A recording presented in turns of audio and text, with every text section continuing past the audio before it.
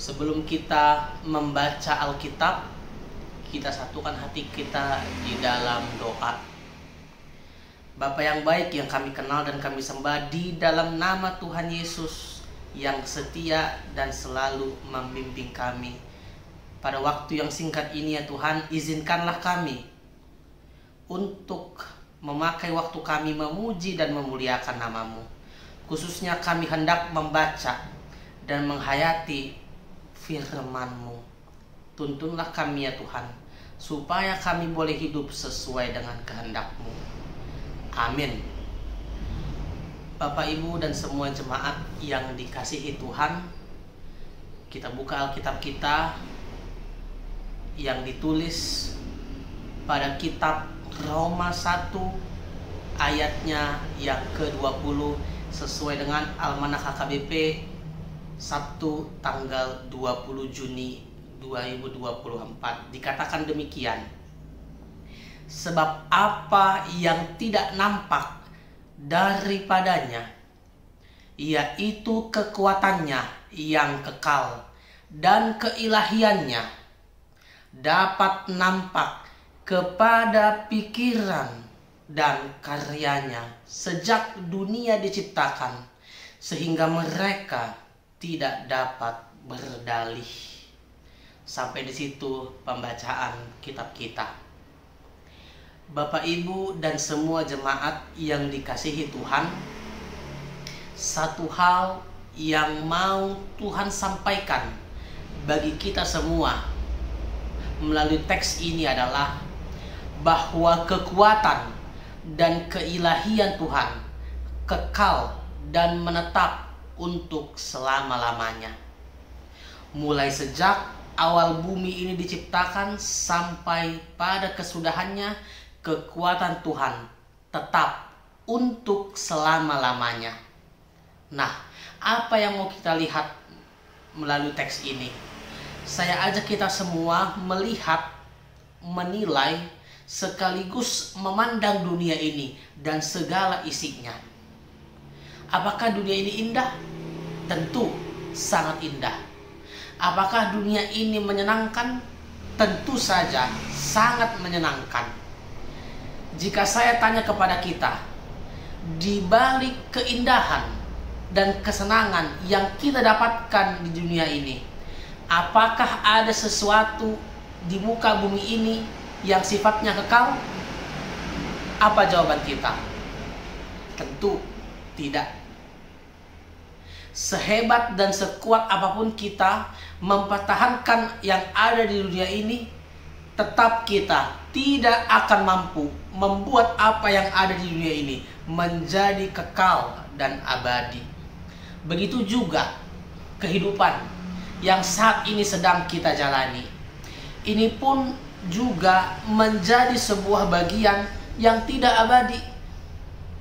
Semua manusia yang hidup pada suatu saat sesuai dengan waktu yang Tuhan telah tentukan, dia akan meninggalkan dunia yang fana ini.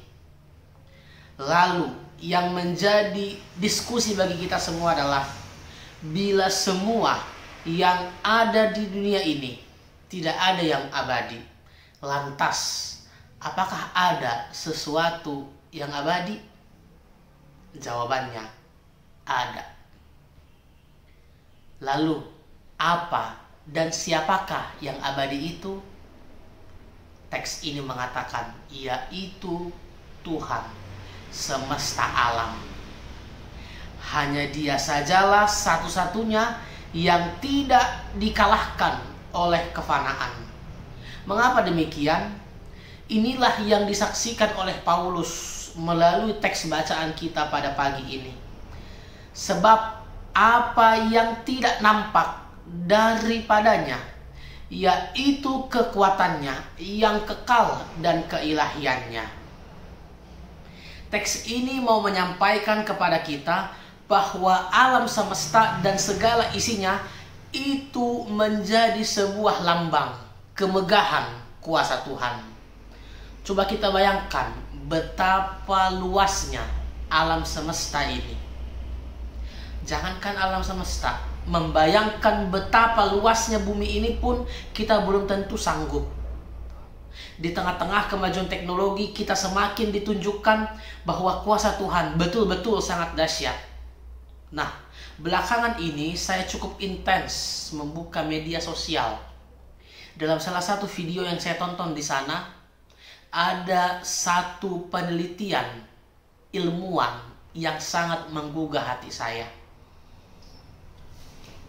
yaitu penelitian di dalam bidang kelautan. Penelitian itu mengungkapkan bahwa lautan di dunia ini masih hanya 5% yang sudah dijelajahi oleh manusia. Itu artinya adalah 95% lautan di dunia ini masih belum dijelajahi, apalagi diteliti dengan ilmu pengetahuan. Kalau kita coba melihat ini, betapa sudah tuanya bumi yang kita tempati ini. Jadi begitu juga pesatnya ilmu pengetahuan belum mampu melihat, mengukur sejauh apa kuasa Tuhan.